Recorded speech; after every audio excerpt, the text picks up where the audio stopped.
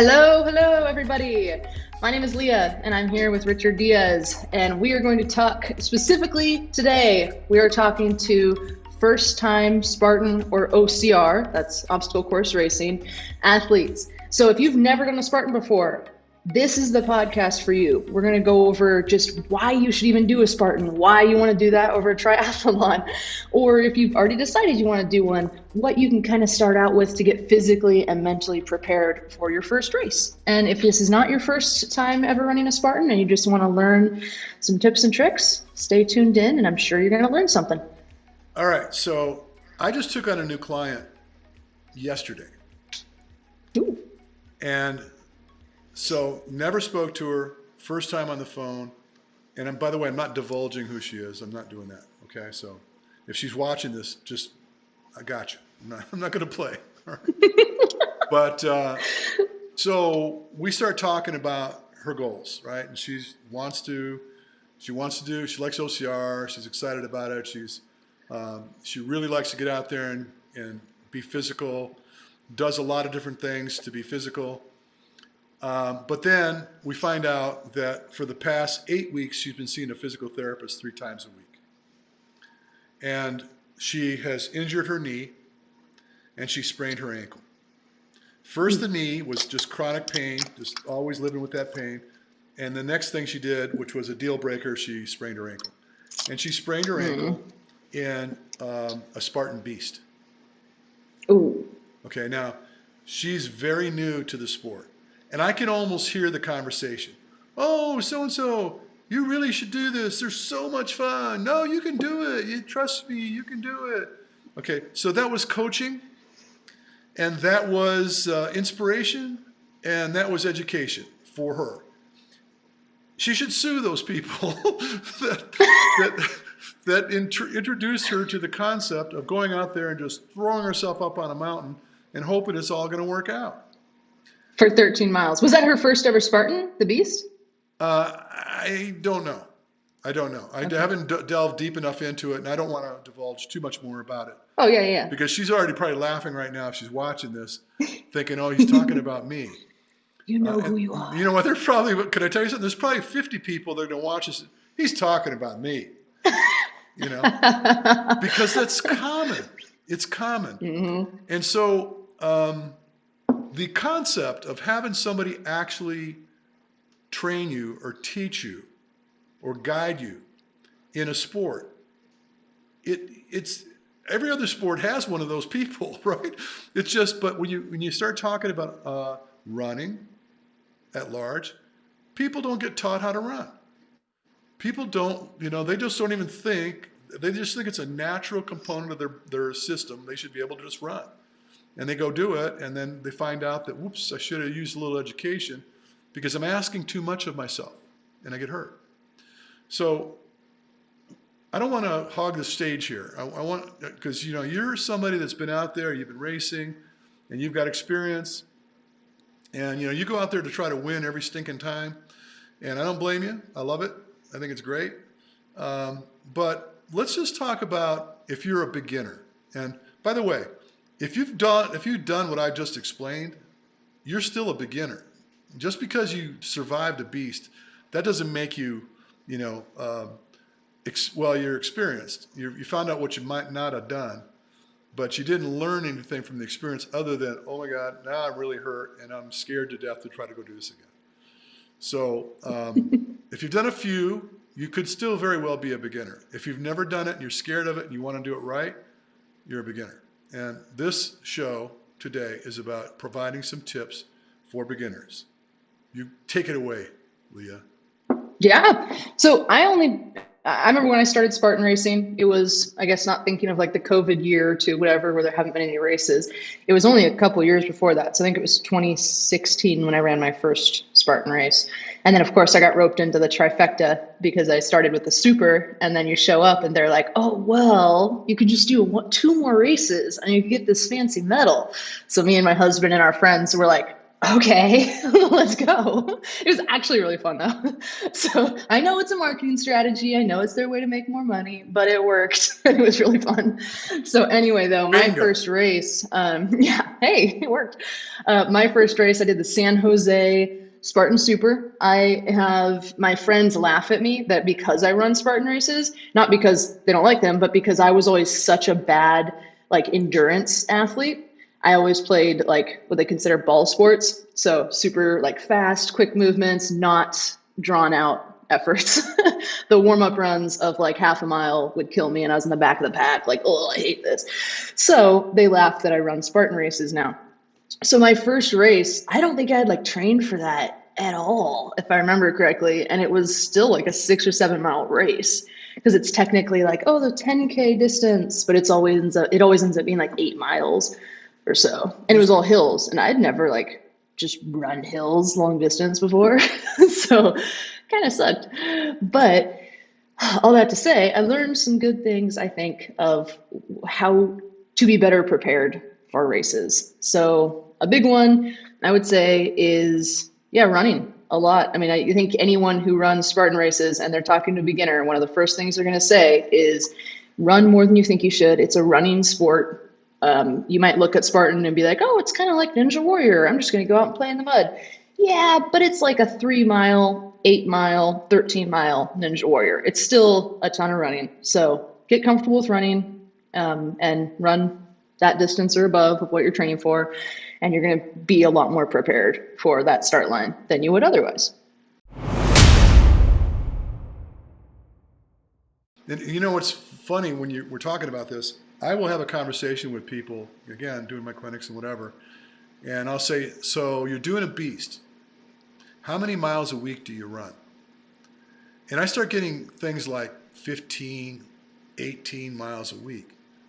I said, 15 or 18, you're going to do almost all your training volume on one mountain in one sitting, and you're ill prepared for that. You're not getting enough run in. And the problem with most people that don't run more is because pain shows its ugly head when they try to run more because they're not running well. So I would suggest that tip number one is two-part. Run well, run more often. You need to do it right because otherwise you won't be able to run more often.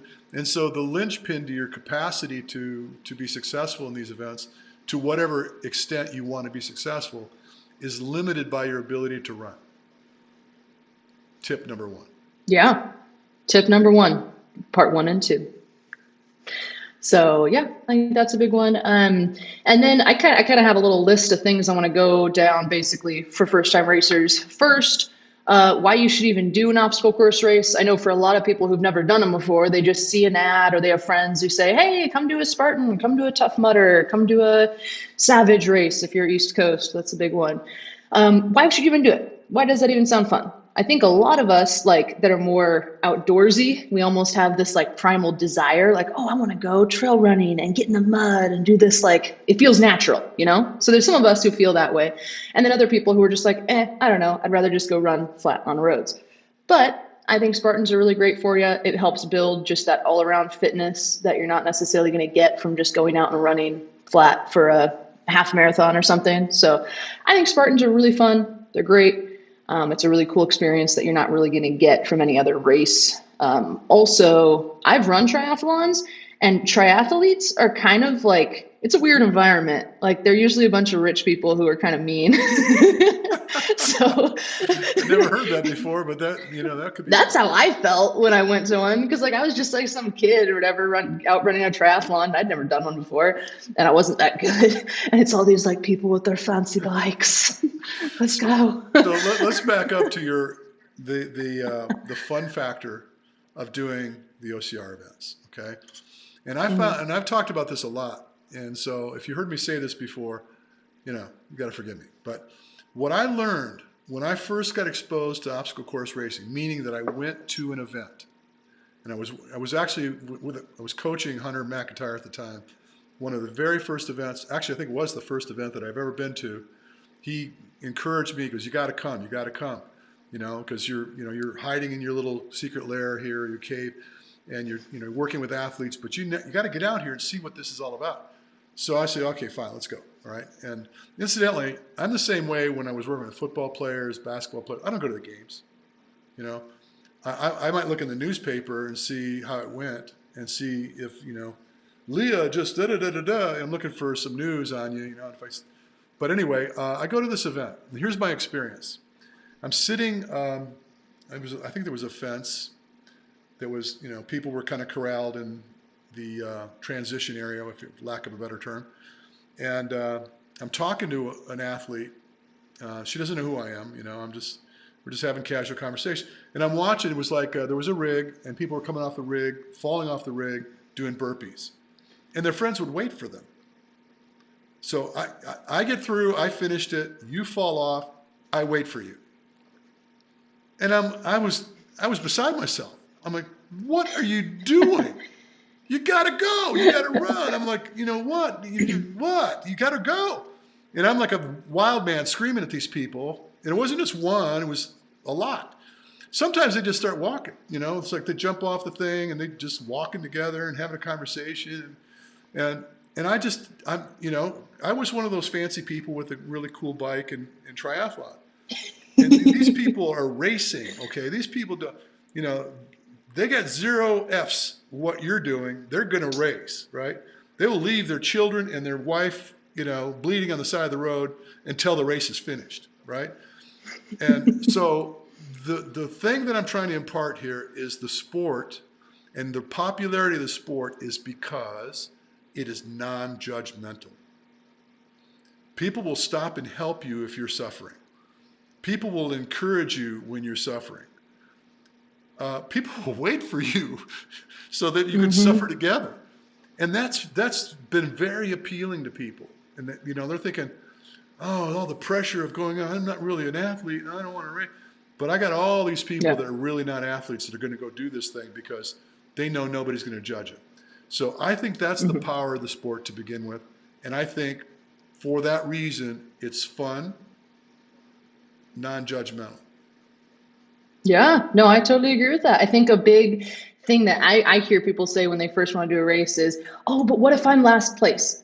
Oh, but what if I come in last place? Like, that's going to be so embarrassing. Oh, it's going to be such a big deal." Spartan, you might have 15 people who see you and they're like, "Yeah, whatever, let's all run together then." So we can all finish together. Like they don't care.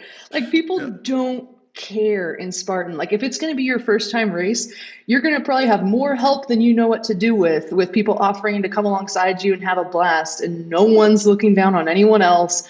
I mean, that's one thing I think, having all the different start times too, is like everyone's finishing and ending at different times. It's not about your time. It's just about going out there and having a blast. So that, I think I agree with you. I think the non-judgmental aspect is a huge thing that draws people in and is fun. The other thing to take into account is that I've been to Tough Mudder. Completely different vibe. Different vibe. Spartan is far and away more competitive. There's people that are trying to win. There's people that are trying to get on the podium and they're racing. Tough Mudder's gotten to be a little bit more like that, but back in the day, Tough Mudder was like, they're just all kumbaya on the mountain, wherever. Oh yeah, because they didn't even have like timing chips or anything for a lot of those. They're just going out there and throwing themselves in the mud and whatever. And I tell you what, when my first experience there was unique too, because the first thing that I noticed is that nobody knew me, which is kind of weird because it was getting to this place for a while that a lot of people would know me when I show up at an event, a Spartan event. But Tough Mudder is like, no, this is just some old dude walking around. So what? So, but I was like, wow, this is different. There's something about this that's really, really different. And, and again, I think at that time too, I was with Hunter, and, every time I went someplace with Hunter, he won, with exception of once, which was at Monterey. But I'm like, dude, I drove all the way up here to watch you come in second place. First loser, right? Anyway, first loser. But wow. So that's important to keep in mind. So that's not really a tip as much as it is an awareness. Just be aware that if this is new for you, It's not going to be like triathlon, right? I mean, Yeah. when I used to get in the ocean, people that know me might, they know this. If I could drown you to get in front of you, I would in that sport. I mean, literally, I would climb right over top of you because going around you took too much time. And that's not the way that works. Yeah. Triathlons are intense. Yeah. Kind of liked it. But hey, it's a sport. Yeah, but it's I think that's funny. A lot of people go into Spartan from other sports like that, and they're same thing you're talking about, like, why are you stopping? Like, what is going on? Yeah. But also, people, don't be too scared. Like, if you want to go into this for the more competitive aspect, so we'll just go into this. Spartan has 3 divisions. So you have your elite division, your age group division, which used to be called competitive, now it's age group, and then you have your open. So right now we're talking about all that non-judgment, all this fun, whatever. That's all about the open division. So if it's your first race and you aren't quite feeling like, I really have my handle on this, run open, have a blast, get into the race, get a feel for it before you try to run the age group or elite. So open, if you fail an obstacle, you technically have to do 30 burpees. But if there are a lot of people, and I hate to say this, but like there are a lot of people who don't, and if they fail an obstacle, they just kind of keep going. Yeah. It's frowned upon, but it's like, you're not going to get disqualified for it. There aren't technical like rules like that in open. Age group and elite have the same rules. So if you fail an obstacle and you don't do your burpees, you will get disqualified from the race. You won't get your finisher's medal. Like you won't have your time on there or anything. Like, you'll actually be disqualified. So if you're serious about it, you want to push yourself, you want to have like the rules and stuff, start out with the age group. Like if you're already kind of pretty fit, you feel like you're ready to live up to those rules, those expectations, try out the age group. Go for it. It is really fun. It is a lot more competitive. I mean, people are there to race. I don't think you're allowed to help each other in age group. I know in elite you're not, but I don't think you are in age group either. So like if you're having trouble in an obstacle, you're not allowed to get help, or you will also get disqualified.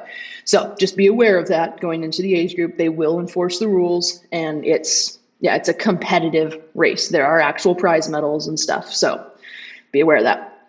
And then elite, you actually have to qualify for it now. So you actually have to run an age group race, qualify. I think it's top 10 or top 5. I don't know what it is now, but you have to get top 5 or 10 in your age group. Then you can go run elite. You get like a code, and then you can run elite for the rest of that year.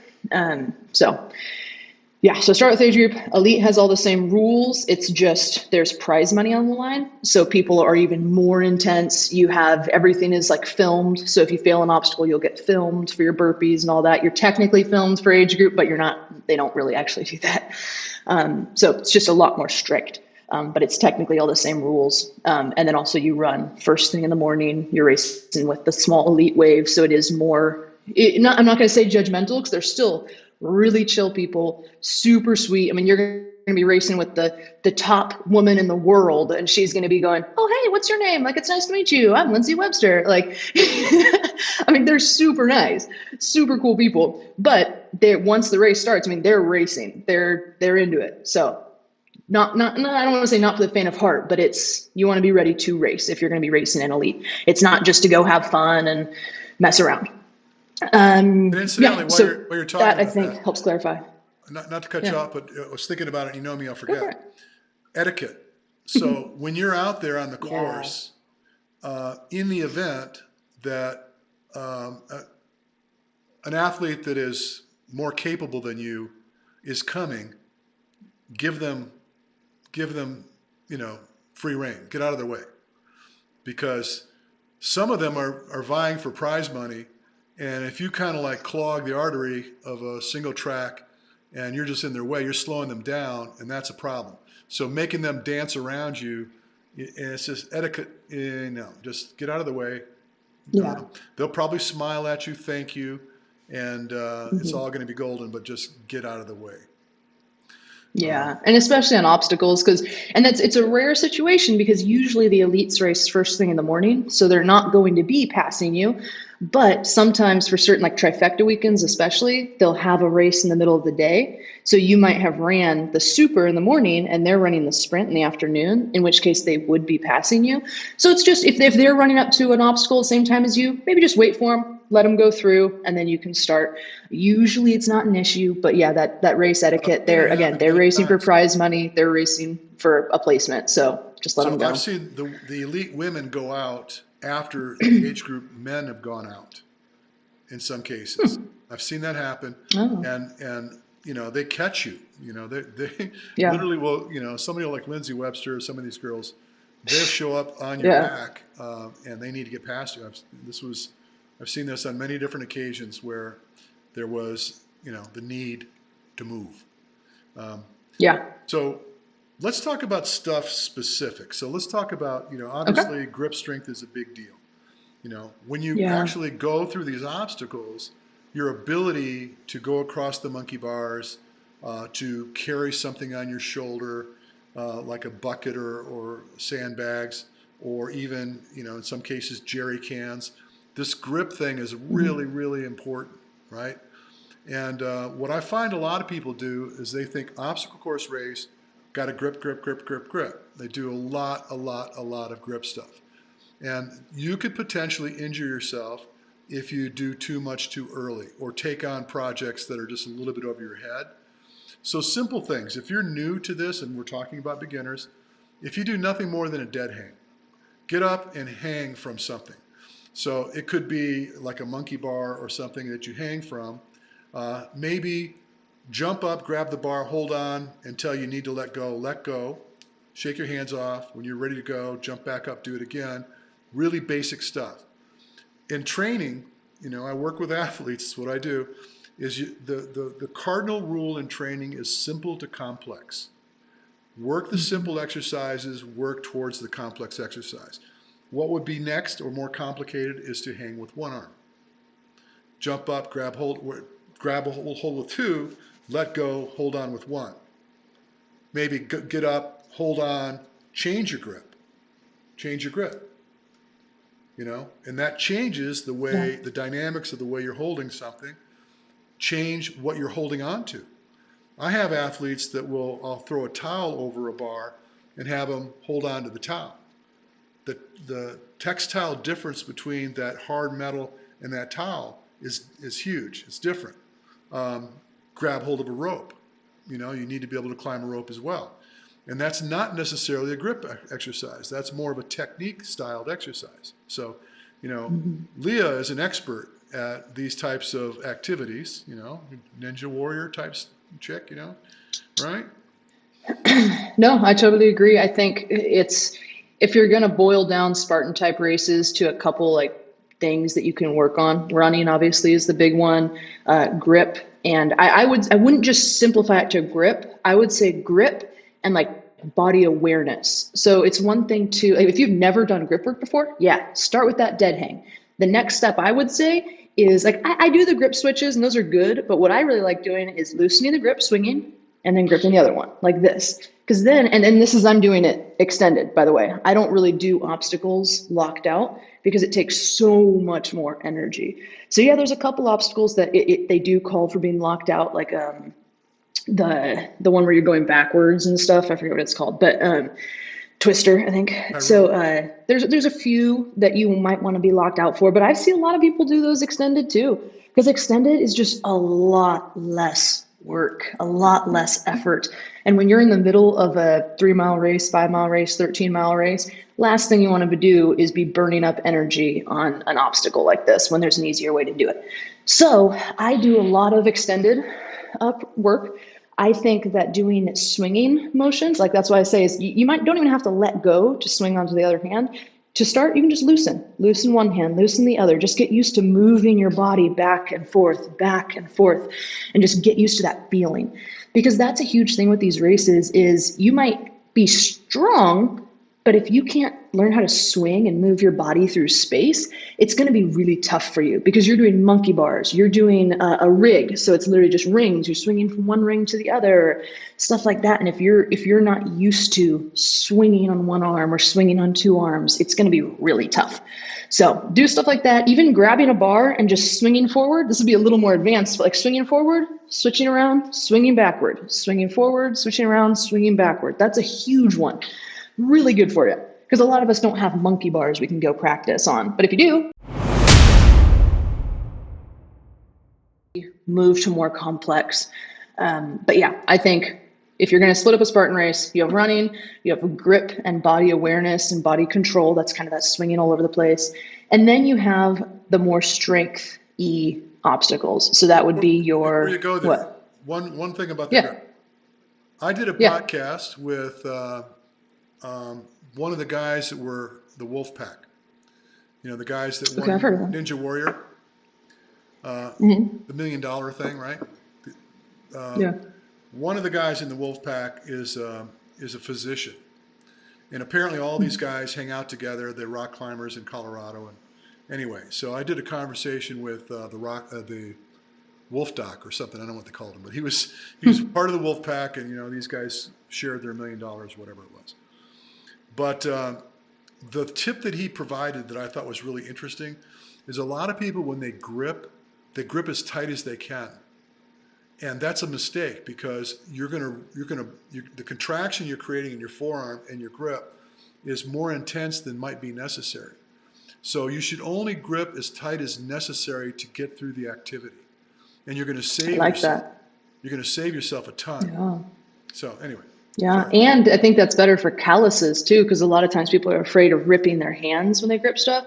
The tighter you grip, a lot of times you're going to get worse ripping. So, like if you're gripping a bar, really hard, and you twist, you think all that pressure now is on your calluses and your fingers right in here. Whereas if you can grip it lightly and swing, you're going to be a lot more. It's not going to hurt as bad. So that's a great point. Yes, for sure. Well, and you know, the other thing is I have people do dumbbell exercises where, like, for example, doing a single arm row, heavy, dangle that weight in your grip. And then, so this is maybe less difficult for you than trying to get up and get a hold of a bar someplace, especially if you're shorter of stature and just logistically it's difficult for you to get to a place where you got to climb up on something to get a hold of the bar and then drop down to the box or something, or if you're not ready to hang yet. I mean, you might not be ready to hang from which is fine. And that's a great way to practice and start, I think, is dumbbell exercises and kettlebells. Even a barbell, just something that's heavy that barbell. Right. Deadlifts build grip strength. I mean, they do for sure. Yep. And kettlebells, I think, too, help demonstrate that loose grip you need to have. So if you do not just start doing kettlebell swings, if you've never heard about them before, make sure you get some good training on it, because if you're not doing them right, you're going to jack yourself up. But they are a great training because you're doing the whole body awareness and like that movement through space, and you're working on your grip of that kind of loose grip you have to have where it swings through your palm. So I think kettlebells as well as like the dumbbell barbell are huge for training this kind of stuff. So then after the grip, I would say the strength obstacles. So you have a Herc hoist, which is a rope that goes up to a bag and you have to pull it through the pulley. So that's going to be grip as well, but it's also going to be just pure strength. I mean, you have to learn how to do stuff like that. And then the heavy carries, which are tough if you've never done something like that before. They're not super heavy weights. They aren't super crazy heavy, but they are tough if you're not used to carrying heavy weight. So this would be, what do you think would be some good workouts you could do to prep for that? Even having a barbell on your shoulder. Yeah, first of all, the unique thing about this is that you can go to Home Depot and get yourself a 6-pack of buckets, 5-gallon pails, which you're going to carry a bucket in Spartan races. Yep. Used to be that when people would cradle the bucket in front of them because the bucket was open. And you had to fill the bucket to a particular line. And somebody got wise. I remember those races. There was a pile of gravel and you had to fill the bucket with gravel. Somebody finally got wise and said, let's put the lid on it so we know that the right amount of weight's in it. And then they went ahead and allowed people to put it on their shoulder. I've seen people carry that's just as of this year. That just changed. I've seen people carry the bucket behind their back. I've seen people carry it in front of them. I've seen them carry it on their shoulder. I've seen them hold on to it with both hands on their shoulder. But that's a must do. You got to get yourself a bucket. You got to find out how much weight you're going to be challenged with. I would recommend using that amount of weight, no matter how difficult it might seem in the beginning, and just move that bucket. So if it's a matter of just carrying it down the street, and then, start out with maybe 25 yards that you carry the bucket, set it down. maybe even be as simple as just picking it up, squatting back down, setting it on the ground, and just manipulate that bucket. Make it your friend. Get it up on your shoulder. Because Yeah. I can tell you that aside from running being important, the timeline that's required to complete some of the obstacles with the bucket or the bags takes a lot of time. When you're proficient on a rig, you're through it in under a minute. But you're going to carry that bucket for maybe as much as 5, 6, some cases depending on the race, as much as 7 or 8 minutes. And if you can get that 8-minute bucket carry down to a 4-minute bucket carry, you're that much further along. So the other thing is, if you just grab some heavy duty garbage bags, like lawn leaf bags, and fill it with sand. Just figure out, like, I think 50 pounds of sand. Get some duct tape and tape the end of it. You got yourself a bag, because they're not pristine circumstances you're going to be dealing with on a mountain. Sometimes those sandbags are frozen into the ground if you're in the wrong place. I mean, you go to Vermont, you go to Tahoe, some of these places, you go to some of the races in Colorado, and you're going to be out there, and it's going to be, sometimes it's snowing, sometimes it's frozen, and all of which is awkward. And so getting that, whatever the most comfortable way and manipulate that carry as you can, you do it. And if you ran and then picked up a bucket and did some work with the bucket, did some work with the bucket, you're halfway there. You're halfway there. And then there are other technical events, like climbing over walls, climbing a rope, things like this, getting under barbed wire, which is, by the way, is another crazy thing. I have exercises I have people do that require you to roll side over side and then change directions and roll side over side the other way, turn it into a bear crawl, and it'll make you want to throw up. But better to learn what that's going to feel like and how to adapt to it in training than find out when you're trying to race that you're about ready to lose your lunch, because the only way. And you need to practice that, because because some people, I can't roll on those because I get way too sick. Yeah. It's like I can't do any rolling on those, so I had to get practice doing the crawls, because when I tried to do the rolling during a race, it was horrible. It could be faster. I mean, if you can pull it off, and so there's sometimes that's not perfect the way they set those things up. Sometimes the barbed wire is high. Sometimes the barbed wire is sometimes they do them uphill. I mean, they do them uphill. You can't roll uphill, really. Right. So but I mean, so get practice you need to in master different all that groundwork. You've got to, whether it's going to be a low crawl, whether you're rolling, whatever. You got to do it. You got to do it in training, and you can start out with a more pristine environment, maybe some grass or something that's not quite as aggressive as going through mud and going up or downhill. But these are things that don't require any tools. Your investment could be whatever it costs to buy bags, a little bit of duct tape, a bucket, and go steal some dirt or sand from somebody's backyard. I don't know. And then those are really and gripping, right? It really comes down to those things. Now there's A-frames. If you're scared of heights, being able to climb over things. And incidentally, these are things that are not quite as accessible. Like I don't know if you have a neighbor that's got this big, 30-foot high A-frame in his backyard for you to play on. So you may not ever face that until you actually get into a race. And the same thing with running through creeks and running through, here in Tennessee, we could do it all day long. I just was running yesterday and happened to notice this, I want to call it a creek, almost like a river, but it's a creek. Pretty good current, but it looked like it was probably just a little bit less than knee deep. Me, I'm thinking, you know what, this is a good place to bring somebody, just throw them out there, run up and down this riverbank or whatever. Nice. But fun. Some of the things you're not going to have access to. But let me just suggest that as a beginner, and I'm sure you got a lot of stuff to cover yet. As a beginner, if you lock down your run, you get a hold of your grip, you do some work with the buckets, just carries, whether it be carrying a rock, whatever you're carrying, get good at carrying awkward things, right? And roll around, and you're halfway there. You know, you might struggle with something, and guess what you do? You burpee out. So guess what you got to do in your training? Burpees, right? You got to spend some time getting proficient at burpees, because in a shorter distance race, it can make a big difference in your end-up time, right? I can tell you, I work with elites, and if they end up having to do burpees in a sprint, they're losers. They're done. They're not going to win. You just can't make up the gap. If you're winning, if you're in the lead, and you have somebody on your back, if you got somebody 30 seconds behind you and you have to burpee out, you just lost that race, because your odds are. Yeah, for reference, like try, because you have to do 30 burpees.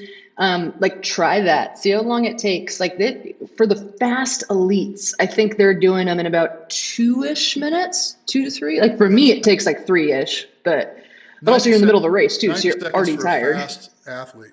For a fast elite. Yeah. Yeah, so that's a lot of time. That's a lot of time. If you can practice them a little bit and take it from 5 minutes to do that to down to 3 or 2, that's a huge amount less that you have to be doing burpees. So it is a good thing to practice for sure. You know, no one likes burpees. They suck. What I'll do, again, just giving you some idea of what a workout might look like. If you jump up and dead hang, and go to the ground and do 10 burpees, and jump up and dead hang and go to the ground and do burpees, and you do, I don't know, 4 sets, 5 sets of those. And then as you get more proficient, maybe you jump up, grab the bar, and try to do as much of a pull-up or a chin-up as you possibly can. Or maybe even do a negative where you grip switches or something. Well, you get on a box and get into a locked-out position, and then slowly lower yourself down. Because then you're going to start developing the lats. You're going to get those muscles that are, you know, the prime movers in your back, which are what you should be using, rather than just totally depending on your grip to hold you up.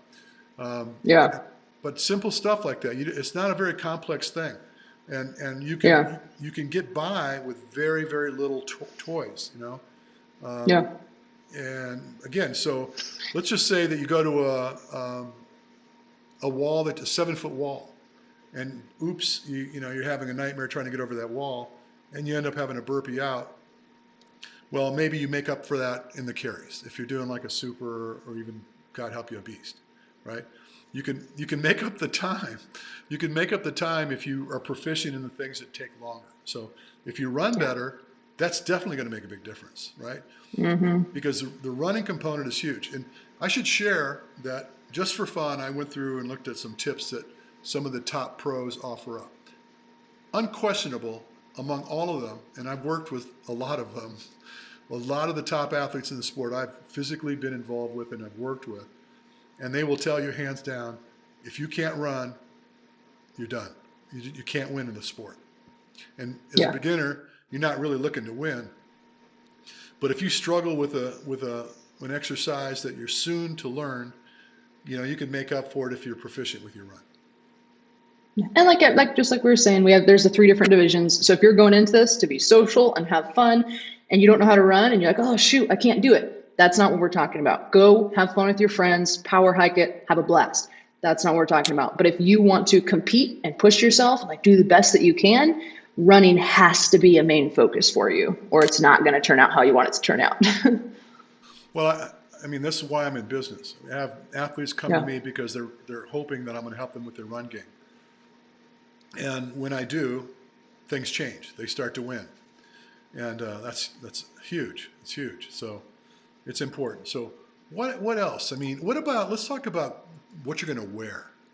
Okay. Well, I was going to say one thing before we move on too. So this is something that, because I would consider myself more of like a fitness purist. So like looking at the CrossFitters do those crazy pull-ups and all that stuff, I'm like, oh, I hate that.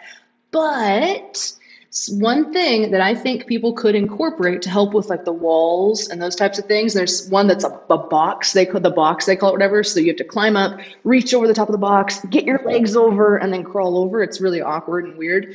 One thing that I think can be helpful is practicing, if you have a bar, jumping and pulling yourself up into like a pull-up position or above a pull-up position if you can, and using that jump to help get you there. So I'm not saying hang and pull up. I'm saying jump and get as high as you can, because that's very similar to what you're going to be doing on those obstacles. So you have a wall that you have to get up. You're going to be running, jumping, trying to kind of push off the wall if you can, grab the top and pull yourself over. If you're running up, hanging, and then trying to pull yourself over, that's going to be way harder. So that would be one case in which, what? Yeah, it's not going to work. It's going to be exhausting. So you might be able to do it, but you're going to be dead. So that would be one thing. If you don't have access to a wall or something you can practice that on, try it on a pull-up bar, jumping and pulling yourself up and then down. And you can practice. And you can even do a burpee and then jump up instead of your jump. You can jump to the bar and try to pull up and then back down. So just as another tip for those types of obstacles, something I wouldn't necessarily recommend if you're trying to build up your pull-up strength, but it can be great for a Spartan. So we're going to talk about what to wear. And I think starting from the bottom up, and I'm not going to go into a tirade about shoes, but you want to wear a trail shoe. You want something that's got grip, and the more grip, the better. And you want something that's going to allow water to come out of the shoe.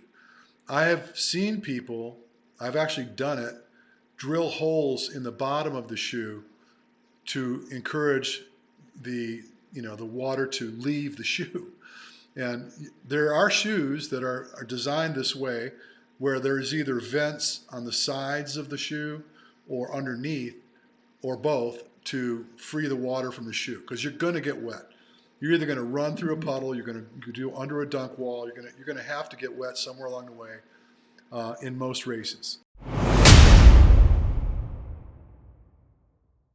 And sorry to break it to you, but the race directors, not you, I'm saying sorry to break it to you, athletes, they're not going to try to set up the course to avoid the mud and the hills and all that stuff. They try to lead you specifically through the nasty terrain. So if there's a muddy, marshy section, they're going to make you run through it. So don't think like, oh, it's kind of a marshy area, but they'll probably go around it.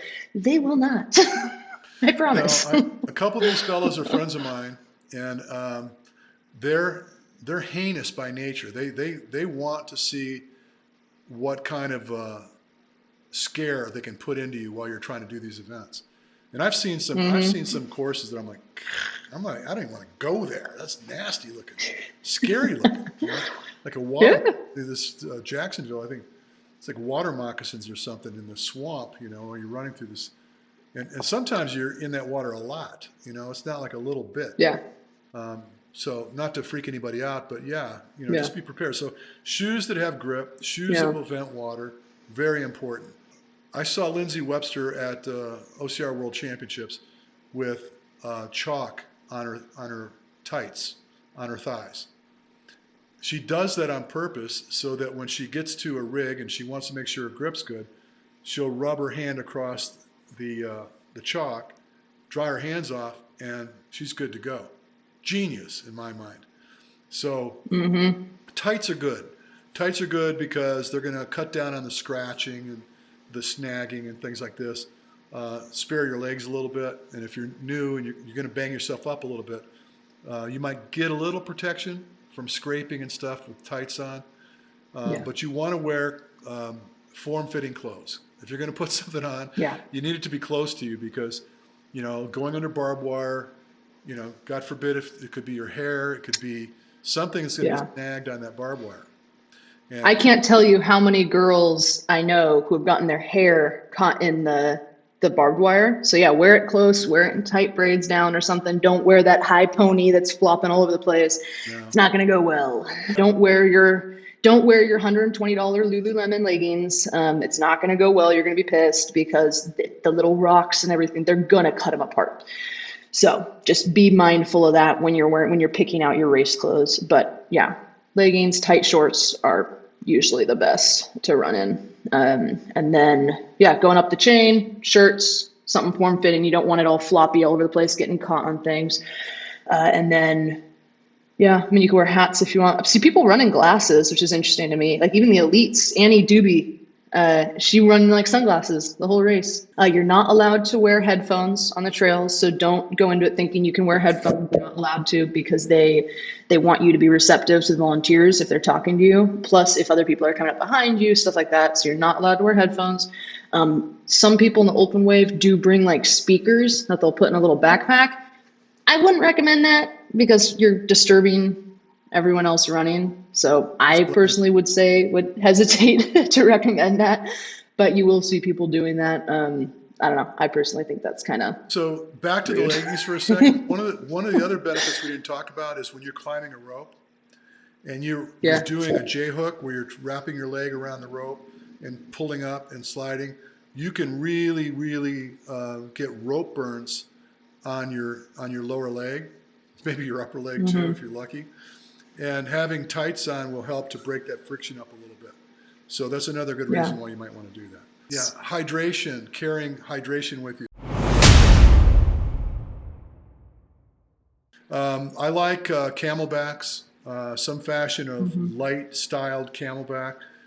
Well, the point of the matter is that you, aside from just getting water, you want electrolytes. The longer you go, the more important it becomes that you have not just hydration, but you got nutrition. You're actually taking on calories, and you're also taking on electrolytes, which are going to help you from cramping up.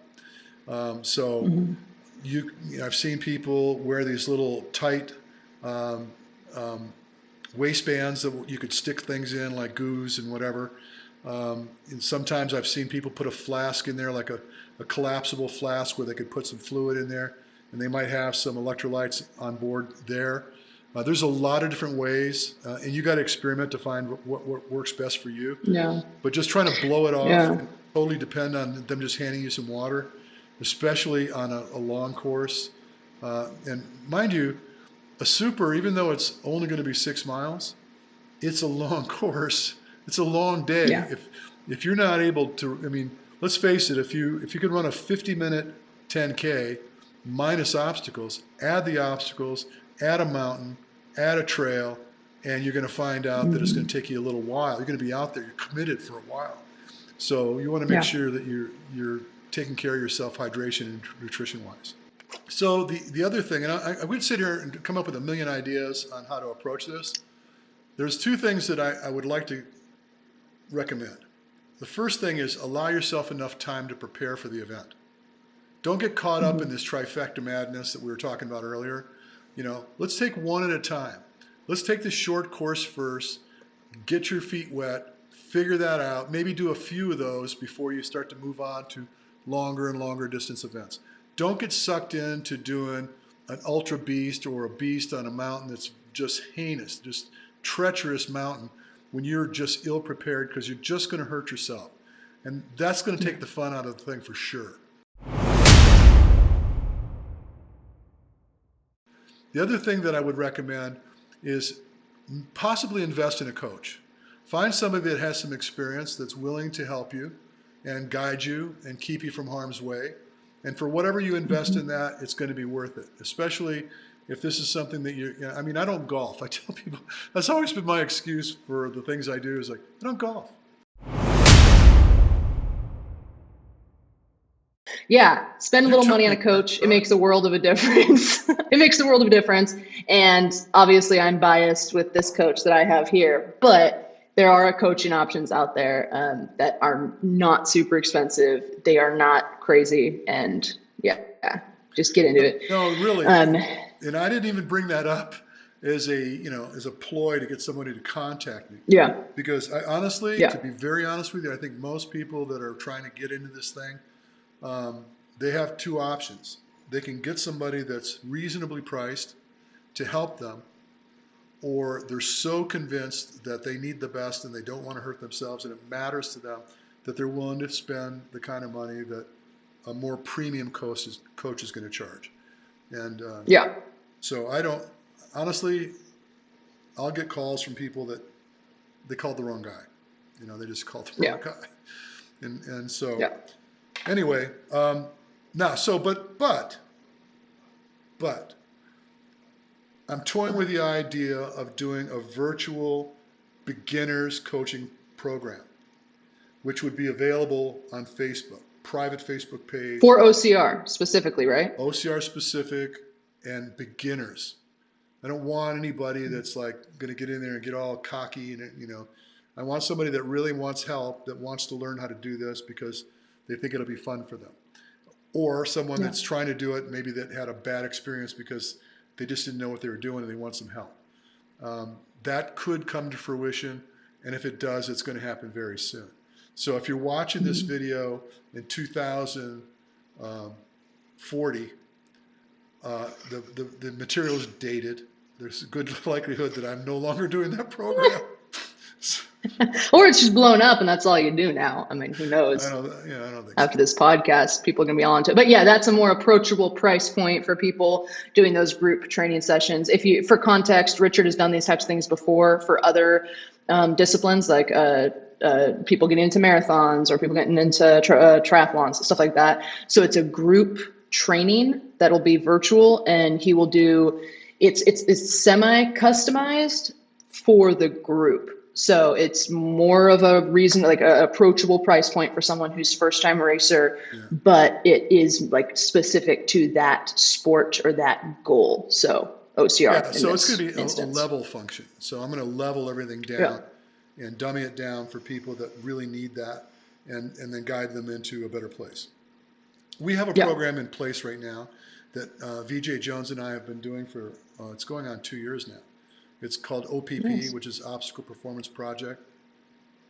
And we have a group of people that have been in it with us all along, and they've gotten really good. I mean, they're so proficient. They understand our workouts. They can get out there and get it. They're getting on the podium.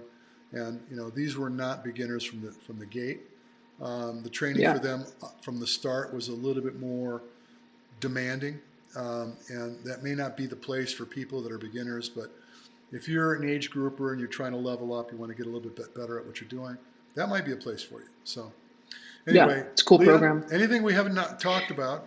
It's time to talk. Yes. One last thing that I was thinking about that I forgot, I wanted to throw in back when we were talking about our main focuses. If this is your first time race, we talked about running, we talked about grip and body control, we talked about the strength. And I think we would be remiss if we didn't mention this last huge point is you are trail running. This is a sport that you need to have some sort of agility and joint function. So I thought of this when you were talking about that A-frame. So the A-frame it's a cargo net. So it's almost like this awkward, bouncy, floppy little thing you have to crawl up and over. So one thing that's going to be huge for that, huge for trail running, huge for basically the whole Spartan race is just awkward terrain, awkward little things you have to do with your body. So get some agility work in. You can do those ladders they have that set in the ground. You can do little agility work. You can do ankle mobility and strengthening exercises. There's all sorts of stuff for this online, and Richard might even give you some tips on this. But that's going to be huge, because if you start out a race and you've done your running, you've done your grip, you've done your strength, and you sprain your ankle within 5 feet because you're not used to running in potholes and mud and all this awkward terrain, you're going to be screwed. So agility is a huge thing you have to throw into your training program, whether that's just running agility or just agility and climbing around on awkward things. I mean, maybe you can even set up a rope ladder that you can mess around on, or some gyms have stuff like that you can play on, or they'll have those ladder treadmills that you can crawl on. Even that is getting used to your hands and feet moving in unison and crawling up on something. I was actually surprised at how awkward those were. Yeah. So stuff like that is going to be hugely valuable, and you're going to be shocked at how much of a difference it's going to make in preparing you for things that you can't otherwise be prepared for. Like Richard was saying, no one has an A-frame 20-foot cargo net thing in their backyard, but you can prepare for that by doing full body agility training. So that was something I really wanted to mention that I think I'd forgotten about earlier. Yeah. I have clients all over the world. And one of my clients is in Mexico City, and he is very proficient. He's racing elite, but there are things that I don't need to teach him. He just needs to practice, right? So I don't go through this whole laundry list of things I want him to do when it comes to obstacle proficiency. I just tell him, I said, is that OCR gym that you hang out at now and then, is that open tomorrow? He goes, yeah. I said, go in there and go to work on some obstacles. Yeah. And then tie in the runs that I have associated for you. And I know that you're handling that, So it gets, for a lot of these guys, it gets to be a function of just maintenance. They're just staying on top of their ability to get through these, because you get to a place where you become obstacle proficient, meaning that for the most part, you're not overly challenged by getting through the obstacles. They're just speed bumps in the race course. And once you get to that place, you don't have to wear yourself out with obstacle training all the time. You know, a couple days a week is generally plenty. If you do 20 minutes worth of grip-oriented stuff, that's a lot. That's a ton in a given training. It's a ton. Yeah, so anyway, that's all I got on the subject right now. Yeah. Yeah, and rock climbing gyms can be good too if you just kind of want to get out of your comfort zone, get into different planes of motion and stuff. Indoor rock climbing gyms can be really cool. Again, super approachable. If you've never climbed before, it's a really fun community. People are really chill. Again, a pretty low judgment like sport. You can walk up to most climbing gyms, it seems like, and no one really cares. Just go in, have fun. Again, learn the etiquette of the gym, but it's a good way, I think, to practice that kind of body control and like full body agility. If you've never done that before, because a lot of us didn't grow up doing monkey bars necessarily or climbing around on things. So that can just be a great kind of intro, get you kind of used to it for your first race. So, well, on that note, I say we put a fork in this. And if you haven't already done it, go down there, go up there, go over here, subscribe. I don't even know where we're going anymore. Well, I don't either. There you go. Subscribe, follow the website, blah, blah, blah. Thanks, Leah. Do all the things. Thanks, Richard. See you guys. Talk to you later. Bye.